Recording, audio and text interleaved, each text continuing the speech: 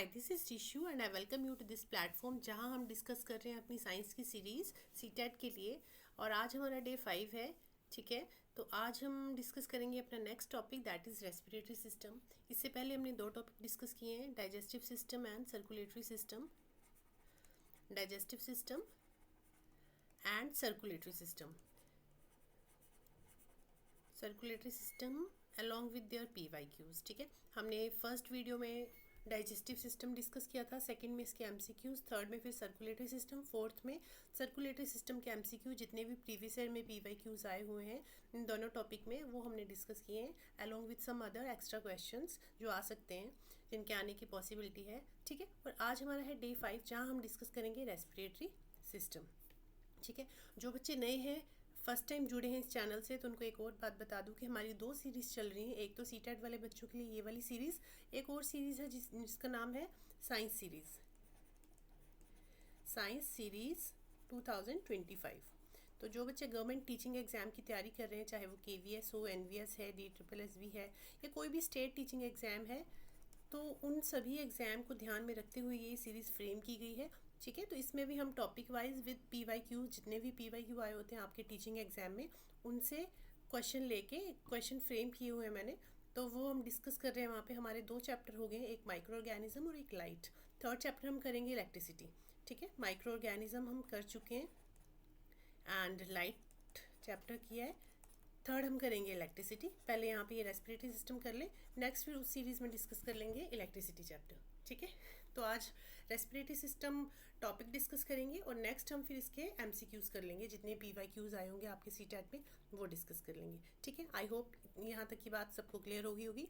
और अगर आप चैनल पे नए हैं तो चैनल को आप सब्सक्राइब जरूर करें, वीडियो अच्छी लगे तो वीडियो को शेयर जरूर करें, अच्छी लगे लाइक करना हो तो कर देना, नहीं मन करे तो मत करना, बट शेयर जरूर करना। ठीक है, और ये जो आपका PDF है ये आपको मिलेगी मेरे टेलीग्राम चैनल RB कौशल एकेडमी पे।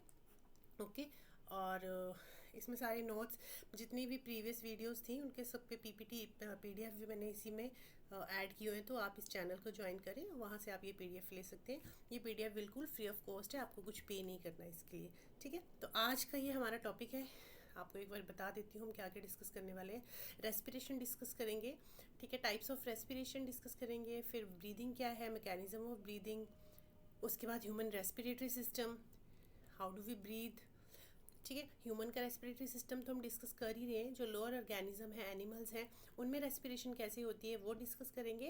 देन रेस्पिरेशन इन प्लांट्स भी हम डिस्कस करेंगे आज इस क्लास में। ठीक है, तो NCERT का आपका चैप्टर है। ठीक है, NCERT बेस्ड ही सारी चीज़ें हम डिस्कस कर रहे हैं आपके एग्जाम पॉइंट ऑफ व्यू को ध्यान में रखते हुए। तो ये सारी चीज़ें आज डिस्कस कर लेंगे और कल फिर इसके MCQs डिस्कस करेंगे। ठीक है, तो चलिए स्टार्ट करते हैं आज की क्लास। और ये PPT आपको मेरे टेलीग्राम चैनल RB कौशल एकेडमी पे मिल जाएगी, वो चैनल ज्वाइन कर लीजिए आप। ठीक है, तो चलिए स्टार्ट करते हैं। तो रेस्पिरेटरी सिस्टम पढ़ने से पहले हमें ये पता होना चाहिए कि व्हाट इज़ रेस्पिरेशन। रेस्पिरेशन एक टर्म है, बट रेस्पिरेशन है क्या। ठीक है, तो रेस्पिरेशन कुछ नहीं है, इजी सी टर्म है। रेस्पिरेशन क्या है, जो हम ऑक्सीजन इनहेल करते हैं। अब हम सिर्फ ऑक्सीजन ही इनहेल नहीं करते, ऑक्सीजन के साथ साथ जो अदर गैसेज हैं like carbon dioxide, nitrogen, argon, ठीक है, एक्सेट्रा, जो भी अदर गैसेस हैं प्रेजेंट है एटमॉस्फेयर में, वो सारी ही गैसेस हम इनहेल करते हैं। ऐसा नहीं कि सिर्फ ऐसा कुछ फिल्टर नहीं है हमारे नोज़ में कि हम सिर्फ ऑक्सीजन ही ले रहे हैं, सारी ही गैसेस इनहेल करते हैं हम।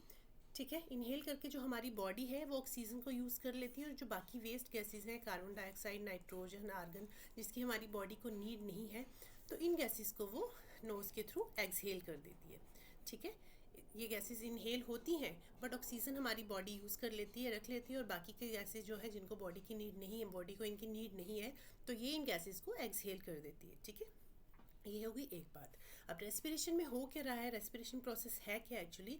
तो रेस्पिरेशन क्या है, जो हम गैसेस इनहेल करते हैं। ठीक है, तो वो जो गैस हमने इनहेल की, तो जो ऑक्सीजन होगा, ठीक है, ऑक्सीजन जो है हमारे ग्लूकोज के साथ बाइंड करेगा। अब ये ग्लूकोज कहाँ से आता है, हमने डाइजेस्टिव सिस्टम पढ़ा था ना। डाइजेस्टिव सिस्टम ने हमने पढ़ा था कि किस तरह खाने से ग्लूकोज हमें मिल रहा था बॉडी को, किस तरह से एनर्जी रिलीज हो रही थी।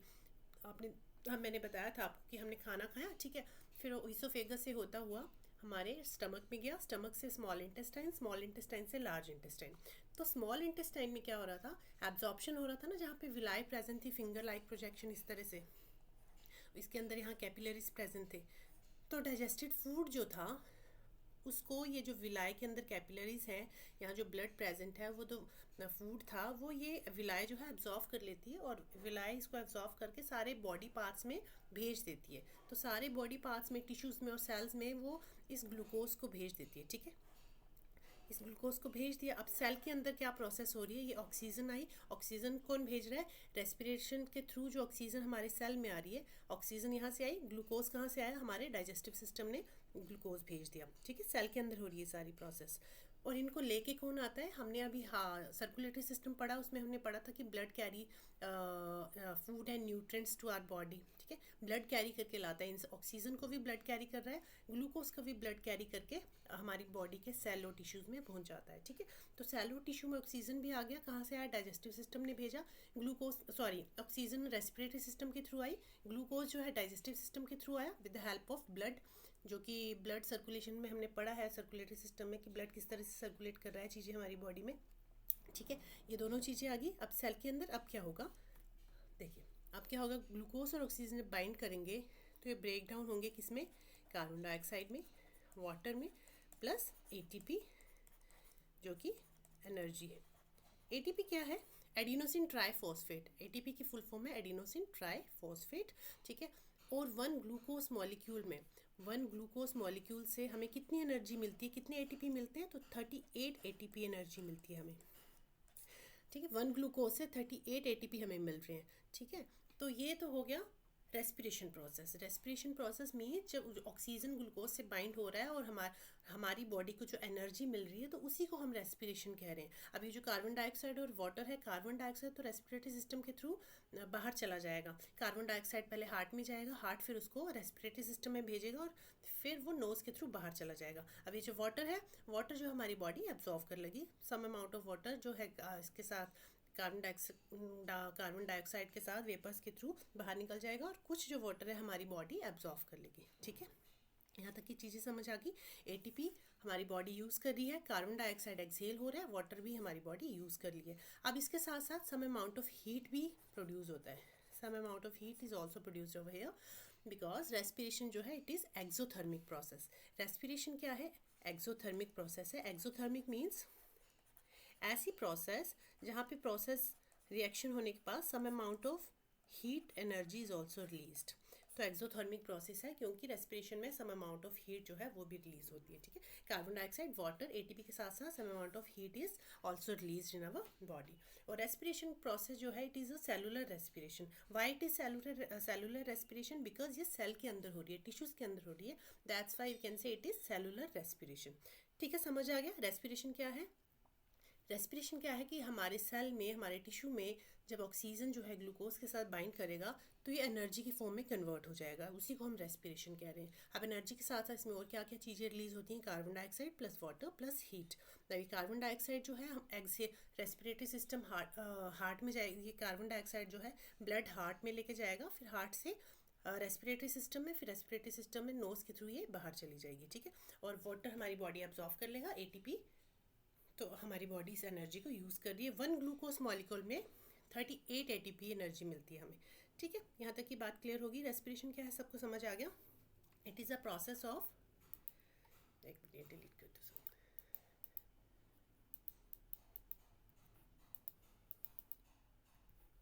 तो रेस्पिरेशन ऐसी प्रोसेस है जिससे हमें जो है एनर्जी मिलती है हमारी बॉडी को। So that is respiration, okay. My god, wait, चलिए। So it is the process of taking in oxygen, using it for the release of energy by breakdown of food and eliminating waste products like carbon dioxide. It is cellular respiration. Why it is called cellular? Because it takes place in our cells and takes place within the mitochondria of eukaryotic cell. अब ये जो process हो रही है cell के अंदर कहाँ होती है, जैसे ही हमारे सेल है, जो ह्यूमन के सेल है वो यूकैरियोटिक सेल होते हैं, यूकैरियोटिक सेल। एंड जो स्मॉलर ऑर्गेनिजम्स हैं लाइक बैक्टीरिया है, उनका जो सेल है that is prokaryotic cell, that is prokaryotic cell. अब what is the difference between eukaryotic and prokaryotic, ये हम सेल में जब हम पढ़ेंगे इन डिटेल तब डिस्कस करेंगे। बट उससे पहले एक और बात बता दूं कि जो ये थोड़ा सा बेसिक बता देती हूँ कि ये मेन डिफरेंस है क्या यूकैरियोटिक और प्रोकैरियोटिक में। यूकैरियोटिक जो होते हैं ह्यूमन और एनिमल्स में यूकैरियोटिक सेल प्रेजेंट होता है, और ये यूकैरियोटिक सेल में क्या होता है, यूकैरियोटिक सेल में वेल डेवलप्ड न्यूक्लियस प्रेजेंट होता है, ठीक है, इसमें न्यूक्लियस प्रेजेंट है। बट प्रोकैरियोटिक में न्यूक्लियस एब्सेंट है, इसमें न्यूक्लियस प्रेजेंट नहीं होता। इसका जो डीएनए है वो इसी तरह ओपन भी ऐसे प्रेजेंट होता है। अब ह्यूमन जो है उनका डीएनए कहाँ प्रेजेंट होता है, न्यूक्लियस के अंदर, और प्रोकैरियोटिक में न्यूक्लियस एब्सेंट है, तो इसका जो डीएनए इस तरह ओपनली प्रेजेंट होता है साइटोप्लाज्म में, ठीक है। जो लिक्विड फ्लूइड प्रेजेंट होता है उसको हम कहते हैं साइटोप्लाज्म। और इसमें न्यूक्लियस तो एब्सेंट है ही, प्लस इसमें सेल ऑर्गेनल्स भी एब्सेंट है। इसमें क्या है, सेल ऑर्गेनल्स एब्सेंट है। और यूकैरियोटिक में क्या होता है, सेल ऑर्गेनल्स भी प्रेजेंट होते हैं। सेल ऑर्गेनल्स प्रेजेंट होते हैं, डिफरेंट डिफरेंट सेल ऑर्गेनल्स है, लाइक माइटोकॉन्ड्रिया है, माइटोकॉन्ड्रिया। तो ये जो प्रोसेस सारी हो रही है, जो रेस्पिरेशन प्रोसेस हो रही है, कहाँ हो रही है, माइटोकॉन्ड्रिया के अंदर हो रही है। माइटोकॉन्ड्रिया को इसीलिए हम powerhouse of the cell भी कहते हैं। ये सारी प्रोसेस माइटोकॉन्ड्रिया के अंदर हो रही है। माइटोकॉन्ड्रिया होता है, एंडोप्लाज्मिक रेटिकुलम है प्रेजेंट है, गोल्जी बॉडी प्रेजेंट है। तो इन सभी का अलग अलग रोल होता है, ठीक है। माइटोकॉन्ड्रिया का अलग रोल है, एंडोप्लाज्मिक रेटिकुलर का अलग काम है, गोल्जी बॉडी का अलग काम है। तो ये सारे क्या है, सेल ऑर्गेनल्स हैं जो यूकैरियोटिक में प्रेजेंट होते हैं। यूकैरियोट जो होते हैं, यूकैरियोटिक सेल जो है उसमें प्रेजेंट होते हैं, बट जो प्रोकैरियोटिक ऑर्गेनिज्म है उनमें एब्सेंट होते हैं। न्यूक्लियस भी एब्सेंट है और सेल ऑर्गेनल्स भी एब्सेंट है। सो यही मेन डिफरेंस है प्रोकैरियोटिक और यूकैरियोटिक में, कि यूकैरियोटिक में वेल डिफाइंड न्यूक्लियस प्रेजेंट है, सेल ऑर्गेनल्स प्रेजेंट है फॉर डिफरेंट डिफरेंट फंक्शन, या साइटोप्लाज्म प्रेजेंट होता है, और यहीं पे बाकी सेल ऑर्गेनल्स जो है वो प्रेजेंट होते हैं। बट प्रोकैरियोटिक के केस में सेल ऑर्गेनल्स एब्सेंट है, प्लस न्यूक्लियस भी एब्सेंट है। ये मेन फंक्शन है दोनों के, ठीक है। आई होप इतना क्लियर हो गया होगा आपको। Now, it is a cellular respiration takes place within the mitochondria. अब ये प्रोसेस जो सेलुलर रेस्पिरेशन हो रही है, ऑक्सीजन से, ऑक्सीजन जो है ग्लूकोज के साथ बाइंड हो रहा है, फिर ये कन्वर्ट हो रहा है कार्बन डाइऑक्साइड, वाटर, एनर्जी और हीट में। तो ये प्रोसेस कहाँ हो रही है, हमारे माइटोकॉन्ड्रिया के अंदर हो रही है, ठीक है। और जो प्रोकैरियोटिक सेल्स है, प्रोकैरियोटिक सेल में जो प्रोसेस होती है रेस्पिरेशन की, वो कहाँ होती है, साइटोप्लाज्म में होती है। फ्लूइड लाइक स्ट्रक्चर जो प्रेजेंट है यहाँ पे, इसको हम कहते हैं साइटोप्लाज्म।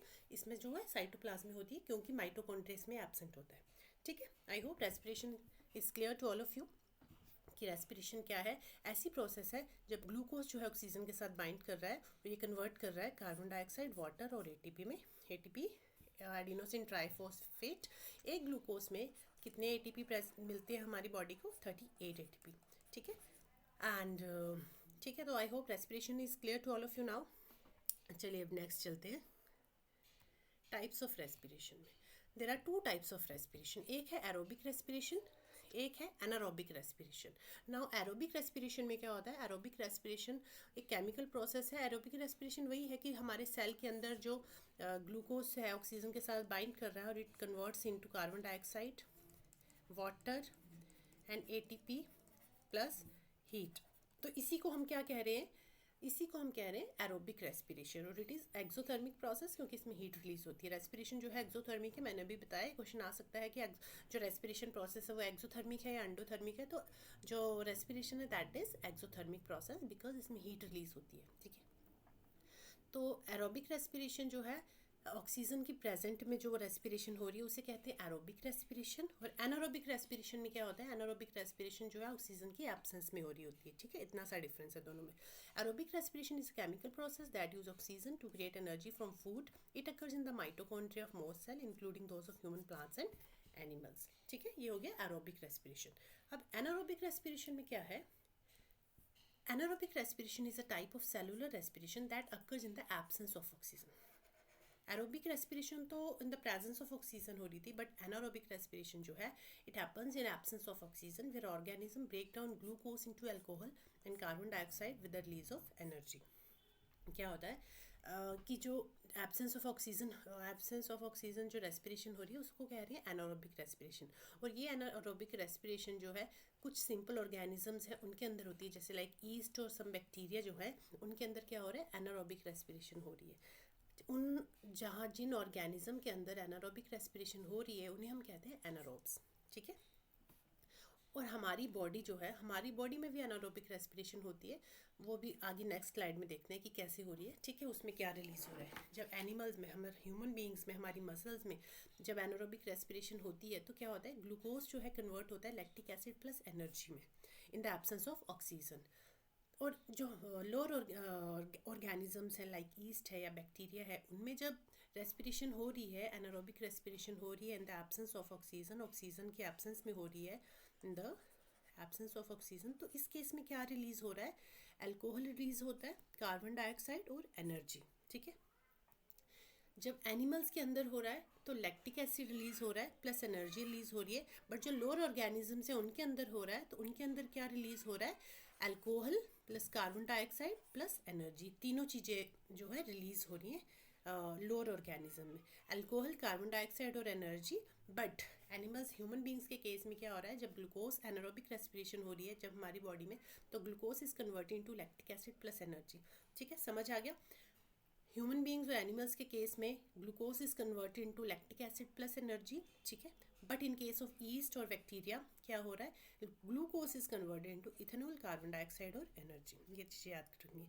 एनर्जी तो दोनों ही केस में रिलीज हो रही है, यहाँ लैक्टिक एसिड है, यहाँ अल्कोहल प्लस कार्बन डाइऑक्साइड है, ठीक। आई होप इतना क्लियर हो गया होगा आपको। और anaerobic respiration in the absence of oxygen होती है।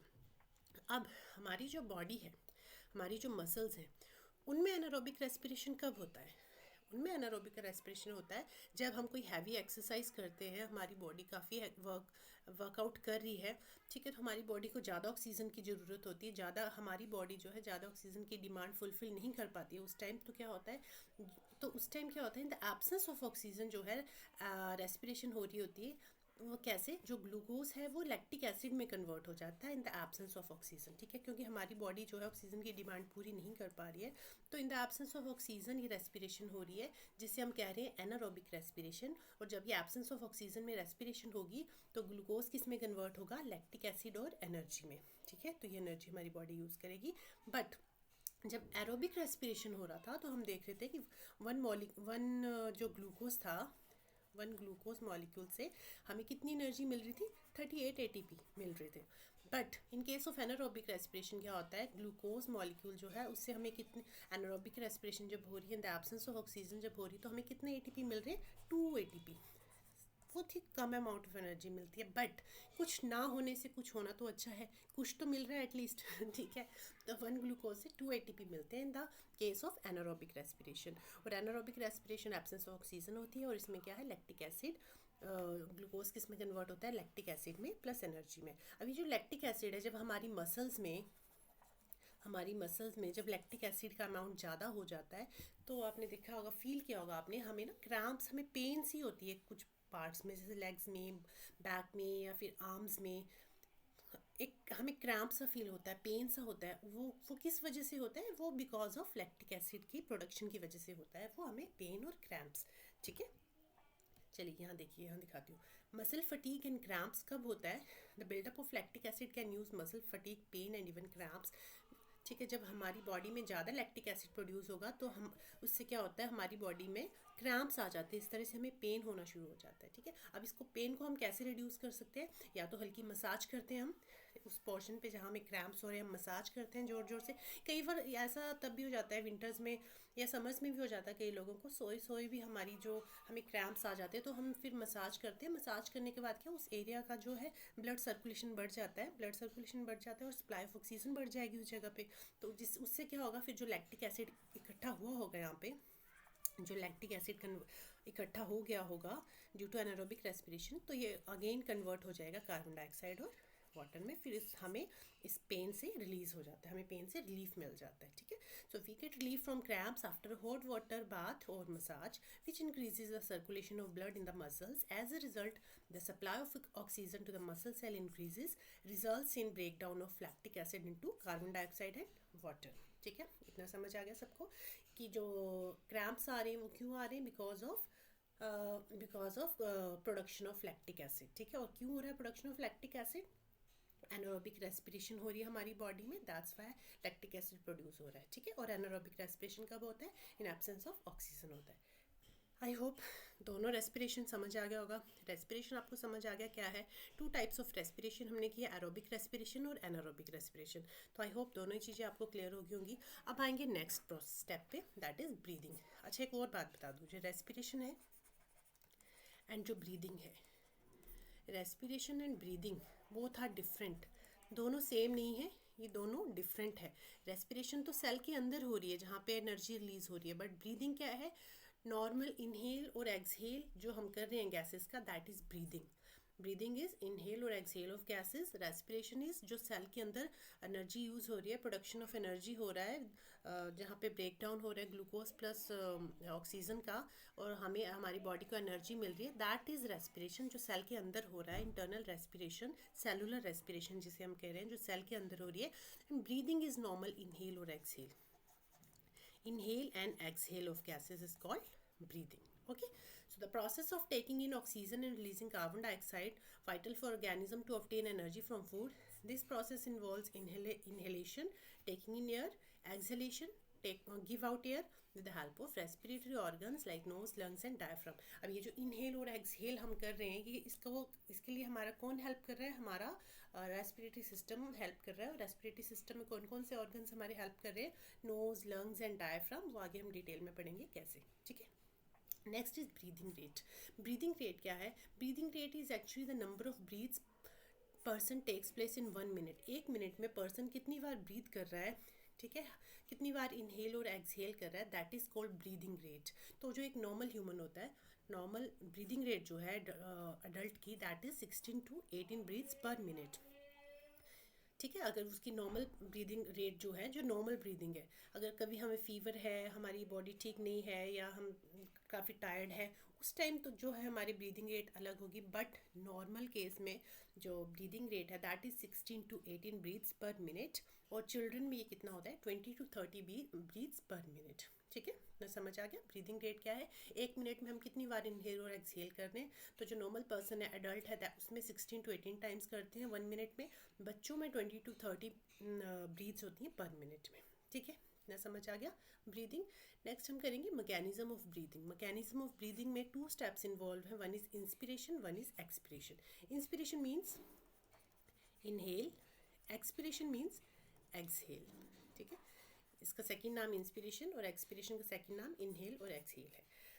अब it involves 2 main process, inspiration, expiration. अब इंस्पिरेशन में क्या हो रहा है और एक्सपिरेशन में क्या हो रहा है, इनहेलेशन के दौरान और एक्सहेलेशन के दौरान क्या क्या हमारे बॉडी में चेंजेस आ रहे हैं, वो हम डिस्कस करेंगे। ठीक है, तो देखिए, ये हमारा लंग्स है, आगे हम डिस्कस में डिटेल में पढ़ेंगे कि कैसे जो एयर है हमारे नोज से नेज़ल पैसेज में जाएगी, फिर फेरिंग्स में जाएगी, फिर लैरिंग्स में, एंड देन हमारी लंग्स में एंटर करेगी, वो आगे हम डिटेल में डिस्कस करेंगे। तो उससे पहले ये देखिए कि मैकेनिज्म ब्रीदिंग, जब हम ब्रीथ कर रहे हैं तो उसमें क्या क्या प्रोसेस इन्वॉल्व हो रही है। ठीक है, मान लीजिए हमने गैस इनहेल की, ठीक है, हमने इनहेलेशन की, तो इनहेलेशन में क्या होता है, ये हमारे लंग्स हैं, ठीक है, ये हमारी रिब्स हैं, ठीक है, ये तो रिब्स हैं। अब रिब्स के अंदर ये जो मसल्स प्रेजेंट है, इन्हें हम कहते हैं इंटरकोस्टल मसल्स। इंटरकोस्टल मसल्स, ये जो रिब्स के अंदर मसल प्रेजेंट है, इन्हें हम कह रहे हैं इंटरकोस्टल मसल्स। ठीक है, और ये जो डोम शेप्ड है, दिस इज कॉल्ड डायाफ्राम। ये क्या है, डायाफ्राम। ठीक है, और यहाँ अंदर हमारी इसके लंग्स हैं। अब क्या होता है, जैसे ही हम इनहेल करेंगे, जैसे ही हम इनहेल करेंगे तो क्या होता है, हमारी ये जो रिब्स है ना, रिब्स, ठीक है, हमें पता है ना, आपको पता है कि जो हमारी लंग्स है रिब्स के अंदर होती हैं, ठीक है, तो यहाँ ये हमारी रिब्स हैं और यहीं अंदर हमारी लंग्स हैं। तो क्या होगा, जैसे ही हम इनहेल करेंगे तो हमारी जो रिब्स हैं इनहेलेशन के दौरान क्या करेंगी, ये जब हम इनहेल कर रहे हैं तो ये क्या कर रही हैं, ये कॉन्ट्रैक्ट कर रही हैं। जब हम इनहेल कर रहे हैं तो कॉन्ट्रैक्ट करिए, आप खुद भी फील करोगे, अपनी चेस्ट पे हाथ रख के आप फील करोगे, जैसे ही आप सांस ले रहे हो, अंदर को खींचो सांस, तो जैसे ही सांस लोगे तो आपकी जो रिब्स हैं ऊपर की तरफ आएंगी, आपको फील होगा कि ऊपर की तरफ आएंगी। ठीक है, ये कॉन्ट्रैक्ट हो रही है, ऊपर की तरफ आएंगी, इंटरकोस्टल मसल्स भी ऊपर की तरफ आएंगे। देखिए, रिब्स क्या करेंगी, रिब्स भी कॉन्ट्रैक्ट करेंगी, ठीक है, ऊपर की तरफ आ रही हैं। और ये जो हमारी इंटरकोस्टल मसल्स हैं, इंटरकोस्टल मसल्स, आई एम लिख देती हूँ, ये भी ऊपर की तरफ आएंगी, कॉन्ट्रैक्ट करेंगी। और ये जो हमारा डायाफ्राम है, डायाफ्राम है, ये ऐसे नीचे की तरफ आ जाएगा। ठीक है, ये ऐसे यहाँ पे ऐसे आ जाएगा, थोड़ा सा नीचे की तरफ आ जाएगा। तो इससे क्या होगा कि यहाँ हमारे लंग्स को हमारे स्पेस मिल जाएगा, लंग्स को स्पेस मिल जाएगा, तो वो ज़्यादा जो ऑक्सीजन है वो इनहेल कर पाएगी, ऑक्सीजन इनहेल करेगी, अंदर स्टोर करेगी, लंग्स में भेजेगी। ठीक है, अब लंग्स में ऑक्सीजन चलेगी और लंग्स के थ्रू फिर एल्वियोलाई में जाके हमारे बॉडी पार्ट्स में चली जाएगी, टिश्यूज़ में चली जाएगी, वो आगे बताऊंगी किस तरह। ठीक है, यहाँ तक हवा भर ली हमने अपने अंदर, ऑक्सीजन आ गई हमारे अंदर। ठीक है, इनहेल कर लिया हमने ऑक्सीजन को। तो इन्हेलेशन के दौरान क्या होगा, जो डायफ्राम है वो क्या करेगा, वो कॉन्ट्रैक्ट करेगा। डायफ्राम क्या कर रहा है, कॉन्ट्रैक्ट कर रहा है, और जो इंटरकोस्टल मसल्स हैं वो भी कॉन्ट्रैक्ट कर रही हैं, हमारी रिब्स जो है बाहर की तरफ आती हैं। ठीक है, रिब्स जो है फील करोगे आप, जैसे ही सांस लोगे आपकी रिब्स बाहर की तरफ जाएंगी, जो हमारा इंटरकोस्टल मसल्स है और जो डायफ्राम है वो भी कॉन्ट्रैक्ट करेगा। इसकी वजह से क्या होगा, हमारी लंग्स को यहाँ पे स्पेस मिल जाएगा ज़्यादा, तो इनहेल करके गैस को अंदर भर लेंगे। ठीक है, भर लिया इनहेल में। अब एक्सहेल में क्या हो रहा है, अब इनहेल कर लिया, अब हमें कार्बन डाइऑक्साइड बाहर भी तो निकालनी है ना। इनहेल करने के बाद ऑक्सीजन तो हमने अंदर पहुंचा दी, ऑक्सीजन जैसे ही हमारे अंदर जाएगी एल्वियोलाई के होते हुए वो हार्ट में चली जाएगी, और हार्ट जो है वहाँ से कार्बन डाइऑक्साइड को बॉडी से लेके रिटर्न करेगा हमारी लंग्स में, तो ये कार्बन डाइऑक्साइड वापस आएगी, तो हम इसको एक्सहेल करेंगे ना। तो कैसे करेंगे, एक्सहेलेशन के दौरान जो ये हमारा डायफ्राम होगा वो अपनी नॉर्मल पोजीशन पे आ जाएगा, इस तरह से ऊपर को धक्का लगाएगा। जैसे ही ऊपर को पुश करेगा, ऊपर की तरफ पुश करेगा, तो ये जो कार्बन डाइऑक्साइड होगी यहाँ पे, कार्बन डाइऑक्साइड भी ऊपर की तरफ पुश होगी, ऊपर की तरफ जाएगी, और ये जो लंग्स है और ये जो हमारा इंटरकोस्टल मसल्स है ये भी ऊपर की तरफ आ जाएंगी। ठीक है, ये मतलब ये वापस अपनी पोजीशन पे आ जाएंगी, रिव जो इंटरकोस्टल मसल्स है वापस अपनी पोजीशन पे आ जाएंगी, और ये जो डायफ्राम है ये भी अपनी वापस अपनी पोजीशन पे आ जाएगा, और यहाँ जितनी भी गैस होगी कार्बन डाइऑक्साइड वो हाई प्रेशर होने की वजह से बाहर निकल जाएगा, इस तरह से एक्सहेल हो जाएगा। ठीक है, आई होप समझ आ गया। जब इनहेल करेंगे तो इंटरकोस्टल मसल्स और डायफ्राम कॉन्ट्रैक्ट कर रहे हैं, जब एक्सहेल कर रहे हैं, बाहर निकाल रहे हैं चीज़ों को, तो इंटरकोस्टल मसल्स और डायफ्राम क्या करेगा, रिलैक्स करेगा, अपनी ओरिजिनल पोजीशन पे आ जाएगा, जिसकी वजह से कार्बन डाइऑक्साइड जो है वो बाहर को चली जाएगी। तो ये प्रोसेस कंटिन्यू चलती रहती है, इनहेलेशन एक्सहेलेशन, ये प्रोसेस कंटिन्यू चलती रहती है। ठीक है, तो इनहेलेशन क्या है, जिसे हम इंस्पिरेशन भी क्या कह रहे हैं उसको, उसमें क्या होता है, डायफ्राम कॉन्ट्रैक्ट कर रहा है, डायफ्राम डोम लाइक स्ट्रक्चर है जो कॉन्ट्रैक्ट कर रहा है। ठीक है, diaphragm sheet like muscle separating the chest and abdominal cavity contract and move downward flattering out. External intercostal muscle जो है located between the ribs also contract. Chest cavity जो स्पेस है चेस्ट कैविटी का, वो मतलब जैसे ही जो हमारा इस तरह से डोम है, ये क्या है, ये डायफ्राम है, नीचे की तरफ आएगा, और ये जो हमारी यहाँ पे रिब्स हैं ये ऊपर की तरफ जाएंगी, और इंटरकोस्टल मसल भी कॉन्ट्रैक्ट होंगी, तो यहाँ हमें स्पेस मिल जाएगा, तो इसी को हम कह रहे हैं चेस्ट कैविटी। ठीक है, the action increases the volume of chest cavity, इसकी वजह से चेस्ट कैविटी को ज़्यादा स्पेस मिल जाएगा, जिसकी वजह से ज़्यादा हवा, ज़्यादा जो ऑक्सीजन फिल कर पाएंगे हम अंदर। ठीक है, और फिर उसके बाद एयर एंटर कर जाएगी, low pressure cause air to rush into lungs, अंदर जो कम प्रेशर जनरेट होगा, जिसकी वजह से जो एयर है वो हमारी लंग्स में चली जाएगी। ठीक है, आपको सिंपली कन्फ्यूजन नहीं क्रिएट करनी है, क्या होगा, डायफ्राम जो है कॉन्ट्रैक्ट कर रहा है इंस्पिरेशन में, ये बस दो चीज़ें याद रखनी है, इंस्पिरेशन में डायफ्राम कॉन्ट्रैक्ट करता है, एक्सपिरेशन में डायफ्राम रिलैक्स करता है, ये दो चीज़ें याद रखनी है बस, बाकी आपको कुछ समझ आ जाएगा। डायफ्राम कॉन्ट्रैक्ट कर रहा है, इंटरकोस्टल मसल्स IM से लिख देती हूँ, ये भी कॉन्ट्रैक्ट कर रही है, चेस्ट कैविटी इंक्रीज कर रही है, लंग्स ऊपर की तरफ उठ रही हैं, और फिर जो ऑक्सीजन है वो हमारे अंदर फिल हो जाएगी, चेस्ट कैविटी में का वॉल्यूम इंक्रीज हो जाएगा, और लंग्स में ज़्यादा ऑक्सीजन हम फिल कर पाएंगे। ठीक है, ये हो रहा है इंस्पिरेशन में। अब एक्सपिरेशन में क्या हो रहा है, एक्सपिरेशन में डायफ्राम रिलैक्स करेगा। ठीक है, इंस्पिरेशन में IC, इंस्पिरेशन में कॉन्ट्रैक्ट हो रहा था, याद रखना, इंस्पिरेशन में कॉन्ट्रैक्ट, एक्सपिरेशन में रिलैक्स, ICER से याद रख लेना, IC मतलब इनहेलेशन में कॉन्ट्रैक्ट हो रहा है डायफ्राम, एक्सपिरेशन में डायफ्राम रिलैक्स हो रहा है। याद रखना, ये क्वेश्चन भी बनता है कि जब इंस्पिरेशन करते हैं या इनहेलेशन करते हैं तो डायफ्राम रिलैक्स कर रहा है या कॉन्ट्रैक्ट कर रहा है, या फिर इंटरकोस्टल मसल्स जो है वो कॉन्ट्रैक्ट कर रही हैं या रिलैक्स कर रही हैं। ठीक है, तो डायफ्राम और इंटरकोस्टल मसल दोनों ही कॉन्ट्रैक्ट करेंगी इन केस ऑफ इंस्पिरेशन, और एक्सपिरेशन के केस में डायफ्राम और ये जो इंटरकोस्टल मसल्स हैं दोनों क्या करेंगी, रिलैक्स करेंगे। ठीक है, देखिए कैसे, डायफ्राम इंटरकोस्टल मसल रिलैक्स करेंगी. The diaphragm relax and move upwards returning to its dome shape. External intercostal muscle also relax allowing the rib cage to return to its original position में. Decrease chest cavity volume, chest cavity का volume decrease हो जाएगा.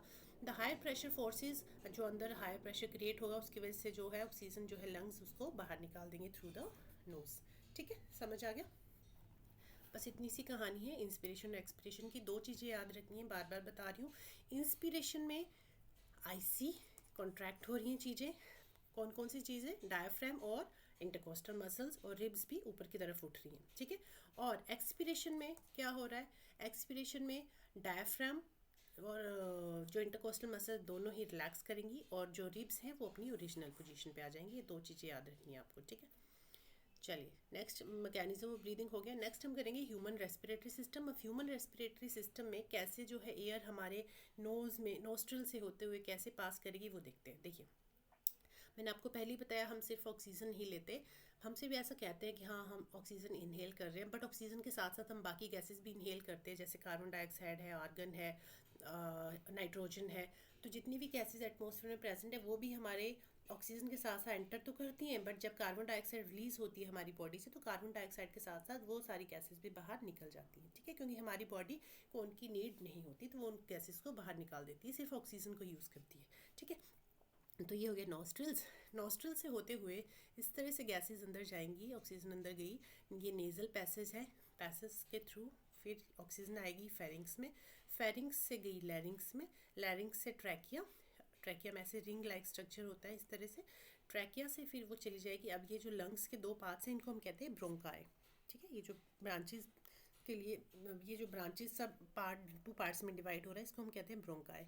और ये हमारी to lungs हैं, जो हमारी राइट लंग है और ये हमारी लेफ़्ट लंग है. जो हमारी लेफ़्ट लंग है उसका साइज़ थोड़ा सा छोटा होता है as compare to right lung, because यहाँ पे जो है हमारा हार्ट भी यहाँ लेफ़्ट लंग के पास प्रेजेंट होता है. दैट्स वाई इसका जो साइज़ है थोड़ा सा छोटा आता है as compare to right lung. ठीक है, ये ब्रोंकाई. अब ब्रोंकाई के अंदर ये सब पार्ट्स में डिवाइड हो रहा है, छोटे छोटे पार्ट्स में. Branches like roots like branches जो है इन्हें हम कहते हैं ब्रोंक्यूल्स.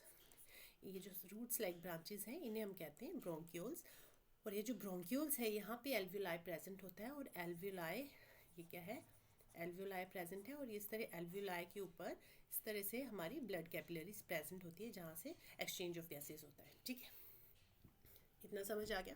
तो जैसे ही ऑक्सीजन एंटर करेगी नेज़ल पैसेज के थ्रू होते हुए फेरिंग्स में जाएगी. अच्छा, इसमें ये क्वेश्चन भी बन जाता है एक बार कि हमारी जो ऑक्सीजन एंटर कर रही हैं, गैसेज एंटर कर रही हैं, उनका पाथवे क्या है. उस पाथवे के ऊपर भी आपको क्वेश्चन आ जाता है कि पहले फेरिंग्स में जाएगी, लैरिंग्स में जाएगी, आपको पूरा पाथवे ऑप्शन दिए होंगे चारों में से जो करेक्ट पाथवे आपको वो सिलेक्ट करना होगा. तो पहले नोस्ट्रल से नेज़ल पैसेज में, फिर फेरिंग्स, फिर लैरिंग्स, ट्रैकिया, फिर ब्रोंकाई, फिर ब्रोंक्यूल्स. ठीक है, तो ये आपको याद रखना है.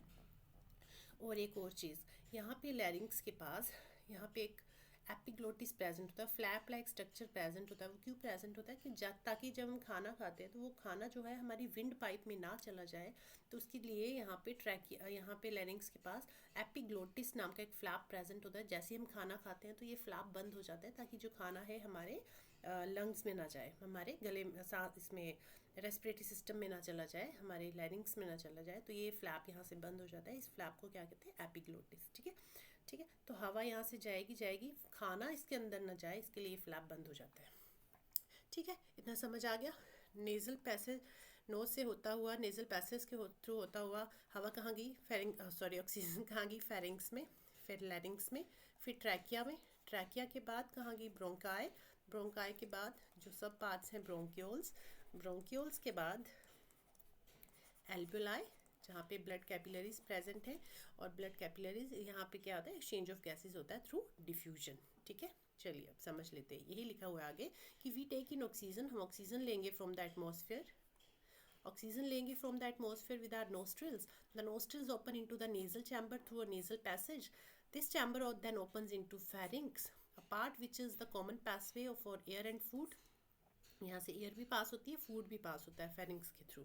ठीक है, फिर एयर जो है लैरिंग्स में चली जाती है और फूड जो है फिर फेरिंग्स में ओइसोफेगस में आगे चला जाता है. ठीक है, उसके बाद फेरिंग्स जो है इट ओपन्स इनटू ट्रैकिया, जो रिंग लाइक स्ट्रक्चर है ट्रैकिया यहाँ चला जाता है. ट्रैकिया के बाद लैरिंग्स से होता हुआ ट्रैकिया में चला जाता है. फिर ट्रैकिया जो है सॉरी, जो लैरिंग्स है box like structure made up of cartilage that has to produce sound and is therefore called sound box. जो लैरिंग्स है उसको साउंड बॉक्स भी कहते हैं।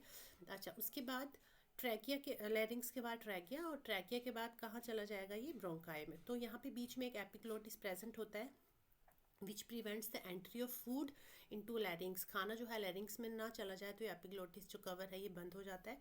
Trachea on the other hand is tube that divides at fifth thoracic vertebrae. ये important point है, ये याद रखना है आपको कि जो ट्रैकिया है, ये जो ट्रैकिया है ये कहाँ डिवाइड कर रहा है, ये डिवाइड कर रहा है ब्रोंकाई जो है, ब्रोंकाई और ब्रोंक्यूल्स में डिवाइड कर रहा है। तो ये कहाँ डिवाइड कर रहा है, फिफ्थ थोरैसिक वर्टिब्रे। अब ये फिफ्थ थोरैसिक वर्टिब्रे क्या है हमारे चेस्ट, लेफ्ट इसमें चेस्ट में, देखिए सबको पता है वर्टिब्रे कॉलम, स्पाइन जिसे हम रीढ़ की हड्डी भी कहते हैं, ठीक है। सो देर आर टोटल 33 स्पाइंस हमारी बॉडी में। जो हमारी रीढ़ की हड्डी है, इस तरह से रीढ़ की हड्डी होती है, उसमें 33 स्पाइंस होते हैं, ठीक है। तो वो अलग अलग 5 पार्ट्स में डिवाइड होते हैं। जो फर्स्ट टू 7 पार्ट्स हैं, इस तरह से रिब्स प्रेजेंट है ना, हमारी बैकबोन प्रेजेंट है, ठीक है। तो जो फर्स्ट से, यहाँ लिख देती हूँ, जो फर्स्ट 7 स्पाइन है, जो वर्टिब्रे कॉलम है, ये जो रीढ़ की हड्डी का फर्स्ट पार्ट है, फर्स्ट 7 जो हमारे स्कल के बेस से, अगर आप टच करोगे पीछे अपने गले पे हाथ लगाओगे, बेस के स्कल के बेस से स्टार्ट होते हुए हमारे गले तक नीचे तक आती है। तो फर्स्ट 7 जो बोन्स होंगी उनको हम कहते हैं सर्वाइकल वर्टिब्रे। ये होता है सर्वाइकल वर्टिब्रे। अब जो नेक्स्ट 12 होंगे 1 to 12, उसको हम कहते हैं थोरैसिक वर्टिब्रे। तो ये यही कह रहा है कि जो फिफ्थ थोरैसिक वर्टिब्रे है, मतलब फर्स्ट 12 थोरैसिक वर्टिब्रे हमारे चेस्ट रीजन में प्रेजेंट होते हैं, जहाँ पे रिब्स प्रेजेंट होती है। वहीं पे जो फिफ्थ थोरैसिक वर्टिब्रे है, वहीं से ट्रैकिया जो है डिवाइड करता है इनटू ब्रोंकाई और ब्रोंक्यूल्स में। ये क्वेश्चन बनता है, आपको ध्यान याद रखना है कि जो ट्रैकिया है, ट्रैकिया की ट्यूब है, वो वहाँ पे डिवाइड कर रही है fifth thoracic vertebrae. Thoracic vertebrae क्या है, रीढ़ की हड्डी है जो हमारी 1 to 12 बोन्स हैं इसमें, और इसको हम थोरैसिक वर्टिब्रे कहते हैं, ठीक है। फर्स्ट 1 to 7 सर्वाइकल कहते हैं, 1 to 12 वाली को थोरैसिक के बाद बैक के पास जो नीचे वाली होंगी 1 to 5, यहाँ लिख देती हूँ 1 to 5, उसे हम कहते हैं लंबर, ठीक है, इसे हम कहते हैं लंबर वर्टिब्रे। उसके बाद जो नीचे है सैक्रम, इस तरह से वो फ्यूज्ड होती है 1 to 5 अगेन, यहाँ पे इसको हम कहते हैं सैक्रम। और जो नेक्स्ट 1 to 4 है उसे हम कहते हैं कॉकिक्स और कॉक्सीजियल।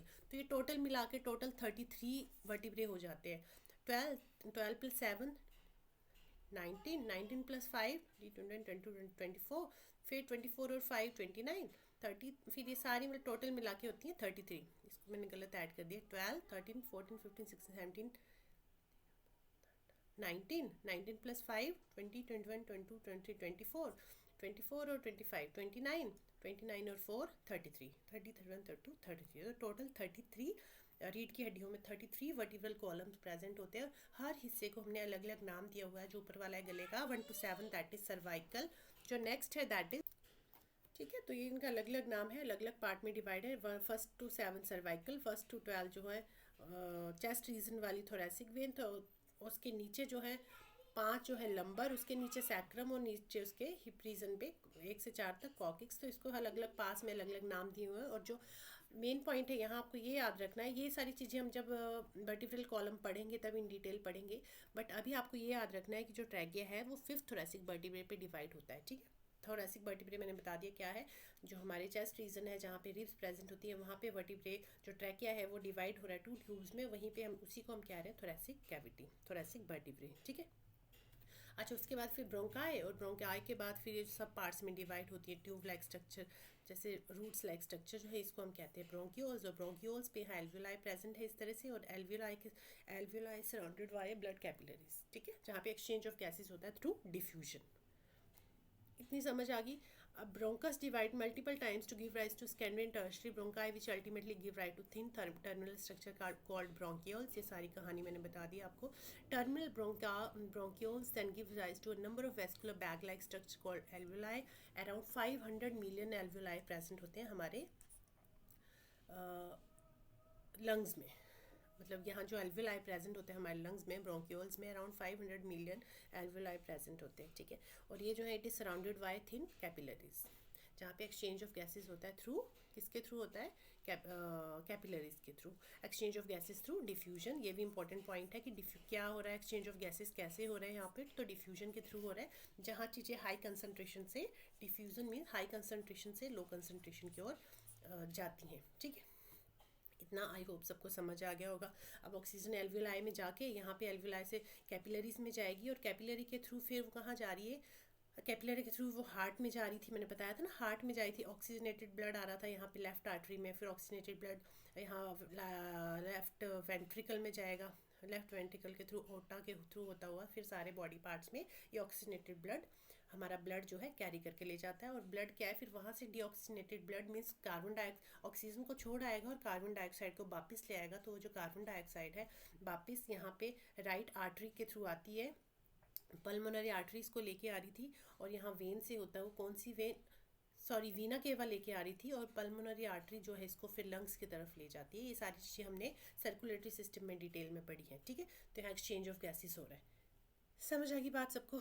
चलिए, रेस्पिरेशन इन ह्यूमन बींग्स तो कंप्लीट हो गया। नेक्स्ट है रेस्पिरेशन इन लोअर ऑर्गेनिज्म। जैसे हमें हमारी बॉडी को प्लांट्स और एनिमल, जैसे हम लोग ह्यूमन बींग्स हैं हम रिस्पायर करते हैं, वैसे ही जो लोअर ऑर्गेनिजम्स हैं और एनिमल्स हैं वो भी रिस्पायर करते हैं, उन्हें भी एनर्जी चाहिए। तो उनको भी एनर्जी कैसे मिलती है, रेस्पिरेशन के थ्रू मिलती है। ठीक है, so the lower organism breathe through the cell membrane. जो लोअर ऑर्गेनिजम्स हैं वो सेल मेम्ब्रेन के थ्रू डिफ्यूज कर रेस्पायर करते हैं through diffusion of gases. Diffusion of gases अभी बताया कि चीज़ें जो हैं, जो गैसेस हैं हाई कंसनट्रेशन से लो कंसनट्रेशन की ओर जाएंगी, उसी को हम कह रहे हैं डिफ्यूजन। ठीक है, all the minute organisms like amoeba and paramecium have no specialised organ for breathing. इनके पास कोई स्पेशलाइज्ड ऑर्गन नहीं होता, जैसे हमारे पास नोज़ है, लंग्स है, ब्रोंकाई है, ब्रोंक्यूल्स है, तो इनके पास कोई स्पेशलाइज्ड ऐसा ऑर्गन नहीं है। तो ये जो है अपनी मेम्ब्रेन के थ्रू डिफ्यूज़ करते हैं। So gases are diffuse through the cell membrane. Hydra breathe through the moist surface of the body. जो हाइड्रा है वो अपनी बॉडी के थ्रू रिस्पायर करता है। इस तरह ये अमीबा है, अमीबा में देखिए इस तरह से रेस्पिरेशन हो रही है, ऑक्सीजन जा रही है, बॉडी यूज़ करेगी, एनर्जी प्रोड्यूस होगी, एनर्जी रिलीज होगी, और जो कार्बन डाइऑक्साइड रिलीज कर रही है, हाँ अमीबा में जो कार्बन डाइऑक्साइड रिलीज हो रहा है वो बॉडी से बाहर हो जा रही है। इसे कह रहे हैं exchange of gases through cell membrane diffusion के थ्रू। ठीक है, और ये है पैरामीशियम। पैरामीशियम में भी इसी तरह ऑक्सीजन जो है सेल मेम्ब्रेन के थ्रू अंदर करेगी, और जो कार्बन डाइऑक्साइड बनेगा वो बाहर चली जाएगी, और एनर्जी जो मिलेगी वो बॉडी यूज़ कर लेगी। ठीक है, दिस इज कॉल्ड रेस्पिरेशन। अब रेस्पिरेशन इन अर्थवर्म, जो अर्थवर्म है उनमें रेस्पिरेशन कैसे होती है, तो अर्थवर्म में जो रेस्पिरेशन होती है वो होती है through their skin. This is also known as cutaneous mode of respiration. Skin के थ्रू जो रेस्पिरेशन हो रही है तो उसे हम कह रहे हैं cutaneous mode of respiration. They secrete slimy secretion on the skin which keeps it moist. This makes the body permeable to gases. इसकी वजह से मॉइस्ट बॉडी है, जिसकी वजह से एक्सचेंज ऑफ गैसेज ईजिली हो पाता है। ठीक है, नेक्स्ट है तो अर्थवर्म कैसे रिस्पायर कर रहा है, थ्रू देयर स्किन। ये पेपर में आते हैं क्वेश्चन, आपको याद रखना है कौन सा ऑर्गेनिज्म, कौन सा एनिमल किसके थ्रू ब्रीथ कर रहा है, और ये आपकी एनसीईआरटी में सब दिया हुआ है। ठीक है, चलिए, रेस्पिरेशन इन इंसेक्ट्स। अब जो इंसेक्ट्स हैं वो रिस्पायर कैसे करते हैं, रेस्पिरेशन में जो इंसेक्ट्स हैं उनमें रेस्पिरेशन कैसे हो रही है। The body of insect is covered with holes called spiracles. ऐसे इनकी बॉडी पे इस तरह के होल्स प्रेजेंट है जहाँ पे एक्सचेंज ऑफ, इनके थ्रू एक्सचेंज ऑफ गैसेज होती है। तो यहाँ से ऑक्सीजन एंटर करेगी। ठीक है, ऑक्सीजन एंटर की, गैसेज एंटर की, यहाँ पे ट्रैकिया है, ट्रैकिया में जाएंगी, या फिर ट्रैकिया के बाद फिर सेल में जाके वहाँ पे रेस्पिरेशन प्रोसेस हो रही है। जो कार्बन डाइऑक्साइड उसकी बॉडी में रिलीज़ हुई वो कार्बन डाइऑक्साइड पहले यहाँ पे ट्रैकिया में जाएगी, और ट्रैकिया से फिर इसमें स्पायरिकल्स में आएगी, और स्पायरिकल्स के थ्रू फिर बॉडी के बाहर चली जाएगी कार्बन डाइऑक्साइड। ओके, तो यही लिखा है यहाँ पे, the body of insect is covered with the holes called spiracles. The oxygen enter these holes and reach the trachea. Holes के थ्रू होते हुए ट्रैकिया में जाएगी, which helps them to circulate throughout the body. सारी body में circulate होगी, and the carbon dioxide is carried by the trachea. फिर carbon dioxide यहाँ ट्रैकिया में आ जाएगा, फिर ट्रैकिया जो है इसको स्पायरिकल्स में भेज देगा, स्पायरिकल्स के थ्रू ये बाहर चली जाएगी। तो जो इंसेक्ट्स हैं कैसे रिस्पायर कर रहे हैं, through their spiracles. Okay, next है रेस्पिरेशन इन फ्रॉग्स। अब फ्रॉग्स में रेस्पिरेशन कैसे हो रही है, फ्रॉग जो है it can live both on land and in water. Land में भी रह सकते हैं, वाटर में भी रह सकते हैं। तो जब भी लैंड में होते हैं तो ये रेस्पिरेशन कैसे होती है इनके लंग्स के थ्रू, और जब ये वाटर में होते हैं तो रेस्पिरेशन कैसे करते हैं, थ्रू देयर स्किन। ठीक है, तो frog have a pair of lungs like human beings to breathe on land. In water they breathe through their moist skin. ठीक है, चलिए, नेक्स्ट है respiration in fishes, whales and dolphin. जो fishes हैं, fishes में तो जो रेस्पिरेशन होती है वो होती है थ्रू गिल्स। इस तरह से यहाँ पे गिल्स प्रेजेंट हैं, और यहाँ पे गिल्स में पानी अंदर एंटर करेगा, फिर ये जो ऑक्सीजन है, ऑक्सीजन तो बॉडी यूज़ कर लेगी और जो कार्बन डाइऑक्साइड बनेगा वो गिल्स के थ्रू बॉडी के बाहर निकल जाएगा। ठीक है, तो ये रेस्पिरेशन इनमें कैसे हो रही है, गिल्स के थ्रू। बट जो वेल्स और डॉल्फिन्स हैं उनमें गिल्स के थ्रू रेस्पिरेशन नहीं होती, उनमें लंग्स होते हैं, वो लंग्स के थ्रू रेस्पायर करते हैं। दैट्स वाई आपने देखा होगा जो डॉल्फिन और वेल्स हैं पानी के ऊपर आते हैं कुछ कुछ थोड़े थोड़े टाइम बाद, तो ऊपर क्यों आते हैं, because to take oxygen from atmosphere. उनके जो मैमल्स, जो वेल्स और डॉल्फिन है, they are mammals and breathe air using lungs and come to the surface, पानी के सरफेस पे आते हैं to breathe through a blow hole which is a pair of nostrils on the top of their head. उनके head पे nostrils का pair present होता है जिसे हम कहते हैं ब्लो होल, तो उसके थ्रू वो ऑक्सीजन लेती हैं और फिर वो पानी के अंदर चली जाएगी। वो गिल्स के थ्रू रेस्पिरेशन नहीं होती उनमें। ठीक है, अब जैसे एनिमल्स, जैसे ह्यूमन बींग्स ब्रीथ कर रहे हैं, है ना, एनिमल्स ब्रीथ कर रहे हैं, वैसे ही प्लांट्स भी ब्रीथ करते हैं। ठीक है, plants also breathe, animals and human जैसे ब्रीथ कर रहे हैं वैसे plants also breathe. Plant respire through all their plants including leaves, stems and roots. अब जो प्लांट है वो अपने लीव्स के थ्रू भी रिस्पायर कर रहा है, स्टेम्स के थ्रू भी रिस्पायर कर रहा है और रूट्स के थ्रू भी रिस्पायर कर रहा है। ठीक है, चलिए देखते हैं कैसे। अब प्लांट्स में जो रेस्पिरेशन हो रही है थ्रू लीव्स, कैसे कर रही है, लीव्स में क्या है, stomata is present, tiny pores present होते हैं लीव्स के सरफेस पे, उन्हें हम कहते हैं stomata, which allow for the exchange of gases oxygen and carbon dioxide. जहाँ पे एक्सचेंज ऑफ गैसेज हो रही है, ऑक्सीजन जा रही है और कार्बन डाइऑक्साइड बाहर आ रही है। बट दिन में जब फोटोसिंथेसिस प्रोसेस होती है, अब प्लांट्स में एक और चीज़ आपको याद रखनी है, प्लांट्स में फोटोसिंथेसिस भी हो रही है, फोटोसिंथेसिस भी हो रही है, but photosynthesis only day time में होती है क्योंकि सनलाइट डे टाइम में ही प्रेजेंट है। और जो रेस्पिरेशन प्रोसेस है, रेस्पिरेशन भी हो रही है, तो रेस्पिरेशन हमेशा होती रहती है, डे और नाइट दोनों में रेस्पिरेशन चलती रहती है। ठीक है, फोटोसिंथेसिस तो सिर्फ डे में होगी, बट जो रेस्पिरेशन प्रोसेस है डे और नाइट दोनों में ही होगी। तो जब फोटोसिंथेसिस प्रोसेस होती है ना डे में, तो स्टोमेटा जो है ऐसे ओपन होता है, स्टोमेटा जो है इस तरह से ओपन होता है और एक्सचेंज ऑफ गैसेज इसी तरह से होती रहती है। इस तरह से कार्बन डाइऑक्साइड उस टाइम फोटोसिंथेसिस में कार्बन डाइऑक्साइड अंदर जाती है और ऑक्सीजन बाहर जाती है। और रेस्पिरेशन में क्या होता है, रेस्पिरेशन में ऑक्सीजन अंदर जाती है और कार्बन डाइऑक्साइड बाहर जाती है। ठीक है, तो जब फोटोसिंथेसिस प्रोसेस होती है तो ये स्टोमेटा ओपन होता है फॉर एक्सचेंज ऑफ गैसेस। ठीक है, बट ड्यूरिंग नाइट टाइम में क्या होता है, स्टोमेटा इस तरह से क्लोज्ड हो जाता है ताकि लॉस ऑफ वाटर ना हो पाए, वाटर को सेव कर पाए, स्टोर कर पाए। तो एक्सचेंज ऑफ गैसेस, उस टाइम एक्सचेंज ऑफ गैसेस कैसे हो रही हैं, तो उस टाइम जो एक्सचेंज ऑफ गैसेस होती हैं ना, वो थ्रू डिफ्यूजन होती हैं। थ्रू डिफ्यूजन इस तरह से ऑक्सीजन एंटर करेगी और कार्बन डाइऑक्साइड ऐसे बॉडी के बाहर चले जाएगी। उस टाइम स्टोमा बंद होता है, बट फिर भी एक्सचेंज ऑफ गैसेस होती रहती हैं। तो exchange of gases different parts में होती है, लीव्स में भी होती है, स्टेम में भी होती है और रूट्स में भी होती है। तो लीव्स में तो स्टोमेटा के थ्रू हो रही है, दिन में तो इस तरह से स्टोमेटा ओपन होता है तो एक्सचेंज ऑफ गैसेस के थ्रू होती है। और स्टोमेटा का ओपनिंग और क्लोजिंग कौन कंट्रोल करता है, गार्ड सेल्स कंट्रोल करते हैं। ठीक है, और रात को जो ये हमारा स्टोमेटा है ये बंद हो जाता है। क्यों बंद हो जाता है, ताकि वाटर लॉस को कंट्रोल कर पाए, वाटर लॉस ना हो ज़्यादा। और एक्सचेंज ऑफ गैसेज उस टाइम किस तरह से होती है, डिफ्यूजन के थ्रू। और डिफ्यूजन क्या है, मैंने भी बताया था आपको पीछे कि हाई कंसनट्रेशन से लो कंसनट्रेशन में चीज़ें जाती है, दैट इज़ कॉल्ड डिफ्यूजन।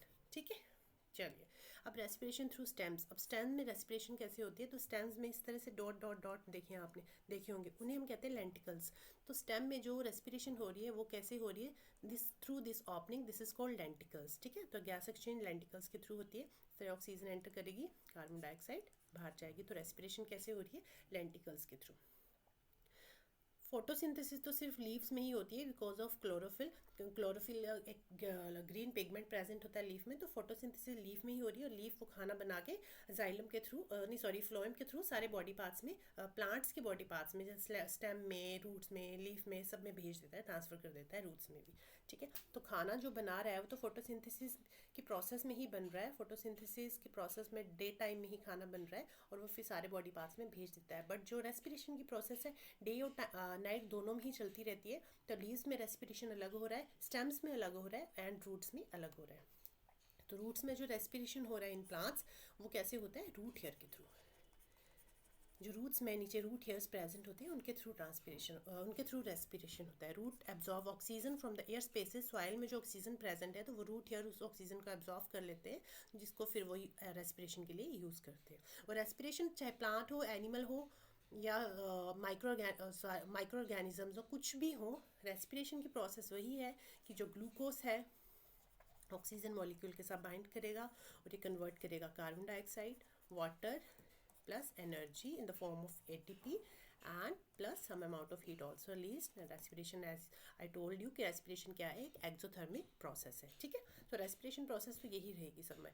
अच्छा, अब रेस्पिरेशन और फोटोसिंथेसिस मैंने बता ही दिया क्या है। रेस्पिरेशन डे टाइम दोनों में होगी, डे में भी होगी और नाइट में भी होगी, डे एंड नाइट दोनों टाइम होगी। फोटोसिंथेसिस ओनली डे टाइम में होगी क्योंकि it happens in the presence of sunlight only, ठीक है। सो photosynthesis is the process where plants use sunlight, water and carbon dioxide to create their own food, glucose and release oxygen. Respiration on the other hand breaks down glucose to release energy, taking in oxygen and releasing carbon dioxide, ठीक है। Photosynthesis में क्या हो रहा है, सिर्फ carbon dioxide plus water in the presence of sunlight and chlorophyll में होता है ये। लीफ में जो ग्रीन पिगमेंट प्रेजेंट है क्लोरोफिल, क्लोरोप्लास्ट में प्रेजेंट होता है क्लोरोफिल, वहीं पे ये प्रोसेस हो रही है। तो ये कार्बन डाइऑक्साइड और वाटर कन्वर्ट हो जाएंगे किस में, ऑक्सीजन में प्लस ग्लूकोज में। तो ये ग्लूकोज जो है as a ATP plants use कर लेंगे अपने फूड के लिए, ठीक है। इससे इनको एनर्जी मिलेगी, ये इस ऑक्सीजन को ये रिलीज़ कर देंगे। वहीं रेस्पिरेशन में ऑन द अदर हैंड यही रेस्पिरेशन में क्या कर रहा है, प्लांट्स जो है ऑक्सीजन यूज़ कर रहा है, वो ग्लूकोज के साथ बाइंड कर रही है। रेस्पिरेशन में प्रोसेस जो उल्टी हो जाती है, ऑक्सीजन प्लस ग्लूकोज जो है it converts into carbon dioxide plus water plus energy in the form of ATP plus some amount of heat, ठीक है। तो रेस्पिरेशन में प्रोसेस उल्टी हो जा रही है, ठीक है। तो ये दोनों प्रोसेस आई हो आपको समझ आ गई होंगी। और respiration is a cellular respiration. Why it is called cellular respiration, because it happens inside the cell, ठीक है। तो यहाँ तक की कहानी समझ आ गई होगी सबको। तो ये हमारा रेस्पिरेशन का टॉपिक ख़त्म हुआ आज, ठीक है। हमने रेस्पिरेशन कर लिया, रेस्पिरेशन किया, टाइप्स ऑफ रेस्पिरेशन डिस्कस कर लिया, रेस्पिरेशन हो गया हमारा। टाइप्स ऑफ रेस्पिरेशन जहाँ पे हमने किया एरोबिक रेस्पिरेशन और एनारोबिक रेस्पिरेशन। एरोबिक रेस्पिरेशन तो in the presence of oxygen होती है, anaerobic respiration in the absence of oxygen होती है, जहाँ हमारी बॉडी में लैक्टिक एसिड प्रोड्यूस होता है। बट जो माइक्रो ऑर्गेनिज्म है उनमें अल्कोहल और एनर्जी रिलीज होती है प्लस कार्बन डाइऑक्साइड, ठीक है। एंड टाइप्स ऑफ रेस्पिरेशन के बाद हमने किया breathing. And there is a difference between breathing और रेस्पिरेशन, मैंने आपको बता दिया है।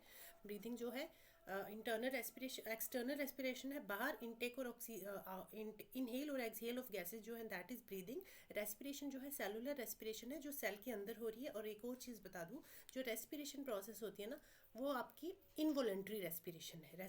इनवॉलेंट्री रेस्पिरेशन मीन्स ऑटोमेटिक हो रही है, उसमें हमारा कोई कंट्रोल नहीं है। हम नहीं हमारे हाथ में नहीं कि हाँ अब ऑक्सीजन, अच्छा हम चाहते हैं अब ये ऑक्सीजन और ग्लूकोज मॉलिक्यूल बाइंड हो या ना हो, तो ये हमारे हाथ में नहीं है, वो ऑटोमेटिक प्रोसेस हो रही है। और इसको कौन कंट्रोल करता है, हमारा मेडुला ऑब्लोंगेटा, हमारा ब्रेन कंट्रोल करता है, ठीक है।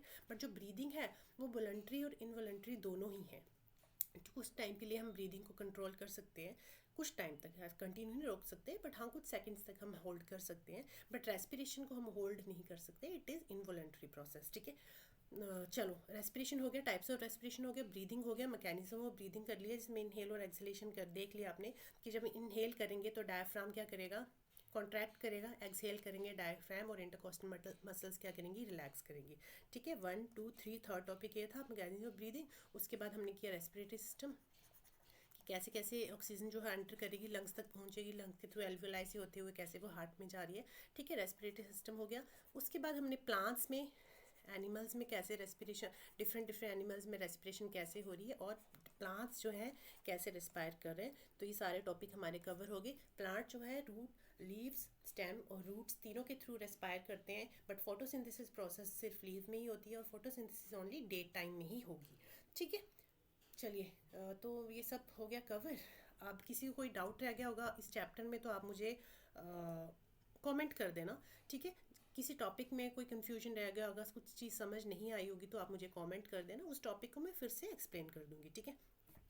अब नेक्स्ट हम करेंगे रेस्पिरेटरी सिस्टम के एमसीक्यू।